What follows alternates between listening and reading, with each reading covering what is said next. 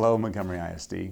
Last week we hosted a town hall meeting to provide updates about the district's 24-25 budget development process and the refresh of the MISD Pathway to Premier strategic plan.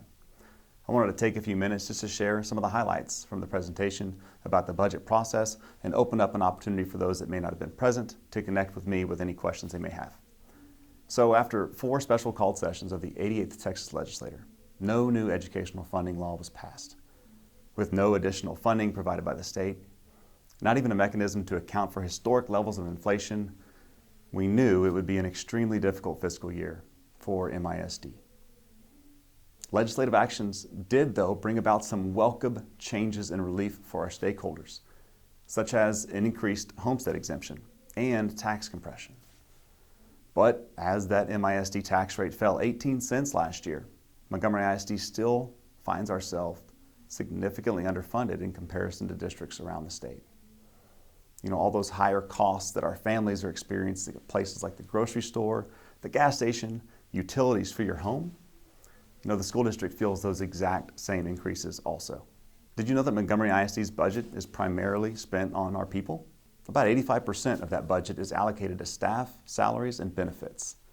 The remaining 15% pays for everything else. We squeeze into that 15% things like maintenance, utilities, fuel costs, student programs, professional development for our staff. So Montgomery ISD receives funding from 3 sources: local property taxes, which make up about 75% of our budget, state revenue, and federal dollars. In terms of tax rate, where we collect those taxes, each year the district adopts 2 tax rates. Our maintenance and operations tax, you know, that tax rate funds things like our salaries, supplies, utilities, all the things that we need for day-to-day operations. The other side of our tax rate, the interest and sinking tax rate, it allows us to pay down the debt on voter-approved bonds that pay for big items like facility construction and renovations, land acquisitions, and buses. I talked a little bit about that 88th legislation. You know, it did prompt tax compression. That led Montgomery ISD's Board of Trustees to adopt a tax rate just over $1.04 for the 23-24 school year. Did you know that this was an 18-cent decrease from the previous tax year? The 23-24 tax rate represented the largest decrease to the district's rate since 2006. As a matter of fact, MISD did not even increase the INS rate, even after the passing of the May 2022 bond. At the town hall, I discussed that MISD unfortunately continues to be funded at a level significantly less than the state average. And honestly, that gap between MISD per student funding versus the state average has increased since 2016. Data pulled from the TEA website shows that the gap between MISD funding and the state average is growing. In 16 and 17, that school year, the difference between us and the state average was just over $2,000. But by 21-22, that difference was over $4,000 when you look at our per pupil average versus the state average. If Montgomery ISD happened to be funded at the state average, $4,000 additional dollars per student times 10,000 students, that translates to approximately $40 million. This funding would allow us to eliminate the salary gap between MISD employees and those in other areas surrounding us. It would allow us to reduce class sizes, increase course offerings and academic programs, increase campus support and our safety personnel. Let's talk a little bit about recapture. For the 22-23 school year, MISD returned to the state over $3 million in recapture. This system is commonly referred to as Robin Hood. It requires property-wealthy school districts like Montgomery ISD to give money back to the state to be redistributed to other districts. You know, it is really difficult to comprehend that with the financial challenges that we face, that over the past 10 years, Montgomery ISD has sent almost $10 million back to the state in recapture. It's because of that recapture. A question that we hear a lot is, you know, how can we keep our money in Montgomery ISD? The news is that there is a reduction in property tax rates and the increase to homestead exemption. It should reduce the likelihood of recapture for MISD. There's also available funding options that would only become available through a voter-approved tax rate election, also called a VATER.